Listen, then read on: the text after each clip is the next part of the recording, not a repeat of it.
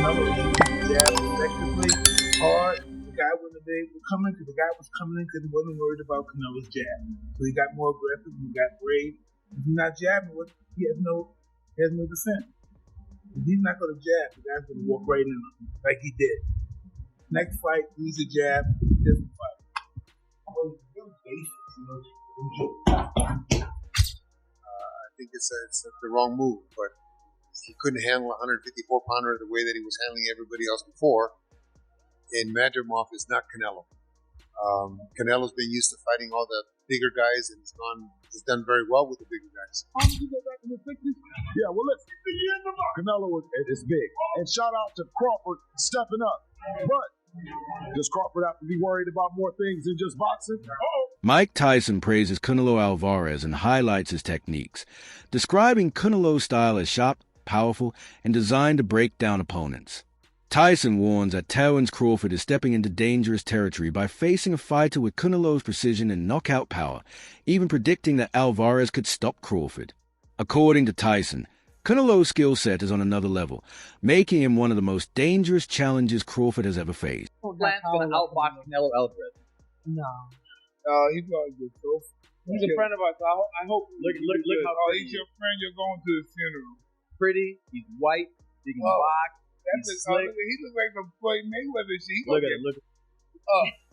Slick. Wait till that mother start hitting that bot. Yeah. Alvarez hit that mother bot. Look how slick. Mike, look how slick he is.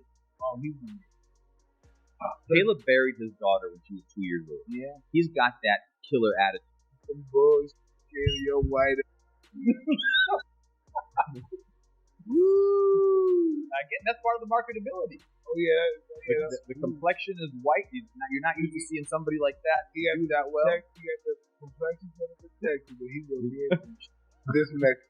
Bill Haney views the upcoming clash between Canelo Alvarez and Terence Crawford as one of the rarest moments in boxing where two generational talents meet head-on.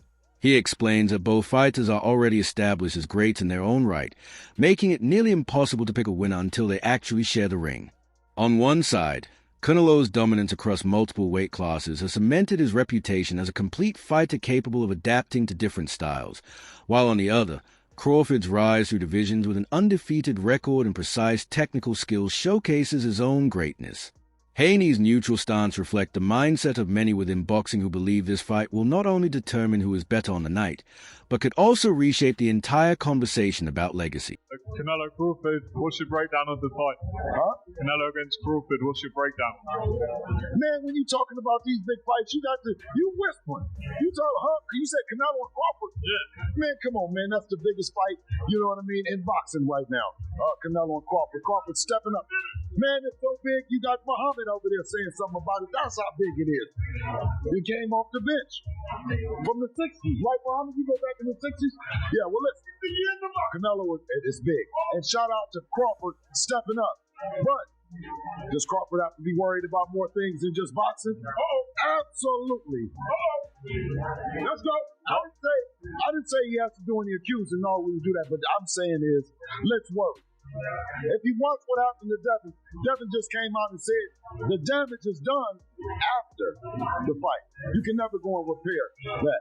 So let's be cautious, let's be prepared, and at the very least, join 365 Nevada 365 drug testing like Devin is doing. Shut up. Mike Tyson did not hold back when discussing Terence Crawford's chances against Canelo Alvarez. Standing alongside the Mexican superstar at a press conference, Tyson argued that Crawford is simply too small to realistically compete at this weight. He acknowledged that boxing fans may admire courage and ambition, but emphasized that when it comes to physicality, the size gap matters. Tyson's words carried weight because they came from one of the most feared fighters in history, a man who knows firsthand how crucial natural size and strength can be inside the ring. Tyson, he said that this is a fight that nobody calls for. It's just simply too much of a size difference. Shannon Briggs is the believer in styles make fights, skill set, and the skill set of Canelo Alvarez versus the skill set of Terence Crawford favors the skill set of Terence Crawford, not only just to win, but to possibly stop Canelo Alvarez for the first time in his career. Now, Canelo Alvarez is a first ballot Hall of Famer. Terence Crawford is a first ballot Hall of Famer. Terence Crawford is 4-division champion, undefeated, 2-division undisputed champion. Abel Sanchez, best known for guiding Gennady Golovkin during his peak years, voiced strong skepticism about Terence Crawford's ability to handle the challenge ahead. His reasoning is rooted in weight class history, reminding fans that Crawford has never competed at this level before and that moving up carries huge risks. Sanchez pointed to Dmitry Bivol, a natural light heavyweight, who still had to dig deep to beat Canelo, and argued that for Crawford, who has never fought anyone at this weight, the gap is even greater. His doubts emphasize the reality that skill alone does not erase physical limitations, and even a fighter as sharp and tactical as Crawford must prove he can carry the extra size effectively against someone who has spent years battling much larger men.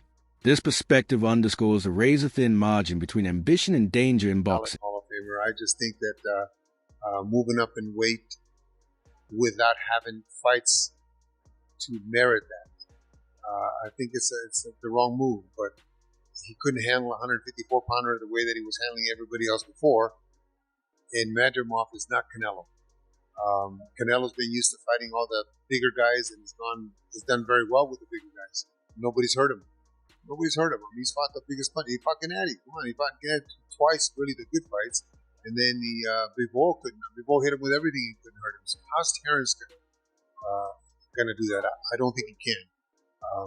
I see Canelo going away maybe in a 16-12, 17-13 kind of fight. The first 3 or 4 rounds will be difficult for Canelo, or a little harder for Canelo because of the speed. But once he assumed, just like when Golovkin fought Kell Brook, the first 3 or 4 rounds, Kell was fast. But Terence is going to expose himself when he throws his punches, and Canelo's going to finally get this timing down, and I think we'll be able to control the fight. The adult expressed a conflicted stance, admitting that while he personally supports Terence Crawford and hopes for his victory, his knowledge of the sport forces him to acknowledge the uphill battle ahead. He made it clear that boxing cannot be judged on emotion alone, as facts and history carry weight. Crawford's skill set may be extraordinary, but when analyzing size, weight, and experience, the equation tilts toward Canelo Alvarez. His view reflects a broader truth about boxing analysis. Fans may wish for one outcome, but they must also accept the realities of the matchup. It underscores how difficult it can be to separate hope from honest assessment. People forget Canelo got skill. We're going to talk about that. No. As a Bud fan, I would love for him to have a tune-up. I agree. Yeah. And listen, I want Bud to win. But because I'm too old. We're talking about I'm too old to think something's going to happen because I really, really want it.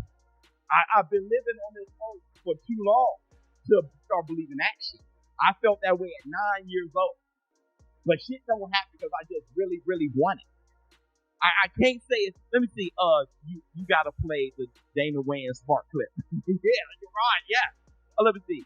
Do people really believe Bud is going to stop or knock out Canelo? Yes, they do. Name the last boxer to do that. They believe. Boxing coach Dion Elam made a prediction with certainty. Canelo Alvarez will win.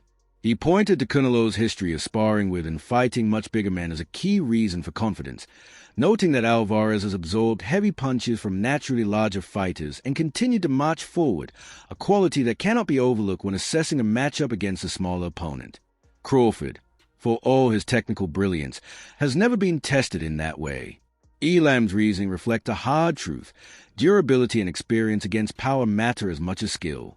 By highlighting Canelo's comfort against bigger opponents, Elam emphasized that Crawford is stepping into an environment where Canelo has already proven himself many times. How do you see that, Lee? Canelo is still one of my favorite action fighters. A lot of people want to judge and say things about his last fight. Honestly, he didn't cut to the ring, all these different things. I think everything will be the intensity, everything's going to pick up for being Crawford. And I think Crawford, I know he's definitely not going to box, dancing around, moving around. He's going to move his feet. I think Canelo wins the fight. I think the weight does play a factor by him coming up, putting on all that weight. Canelo's been up there. He's been in the ring with serious punches before and been hit clean by those guys. Swinging on the chin, didn't buzz, didn't break. I don't see Crawford having that type of punching power like Bivol, Triple G, guys like that. So I think that Crawford has to box and not care to like want to crowd please. He has to stick to moves, stick to moves. If he sits there too long with Canelo, I think Canelo, his defense is great. He'll be able to withstand it, and take them in deep waters and win the fight. Besides being a boxing coach, you're expert in strength and conditioning. Crawford never fought more than 150. Do you think bulking up, obviously he's bulking up, we've seen the picture. He's moving up from 147, 54, 60, 68. He's going to gain 15, 20, 30 pounds. For sure. Will that slow him down by around 5, 6, 7? The heart, the muscle, the oxygen you take. I mean, if you're not, your body's not used to fighting it that size. It doesn't not make a difference. It depends on what type of thing you're doing too, though. So like when you do like explosive stuff and things like that, plyometrics is different. But he has to bulk up. He has to lift a little bit of weight. I'm pretty sure he has people with the knowledge and the opportunity that he has to get the right people to do the right thing. But I still think that putting on that much muscle mass is going to be effective when it comes, like you said, the oxygen to the blood. So he could gas out halfway through, or maybe stay at the lower weight class. Don't bulk up and just be yourself. Yeah, true. But I think this fight is at what, 68? Canelo's not gonna be 168 on fight. Hell no, he's gonna be almost like 180 something, probably almost 90 something. So that's gonna be a difference. It's almost like when Canelo fought Mulaney. He was like, what? He had to be like down to 200 pounds.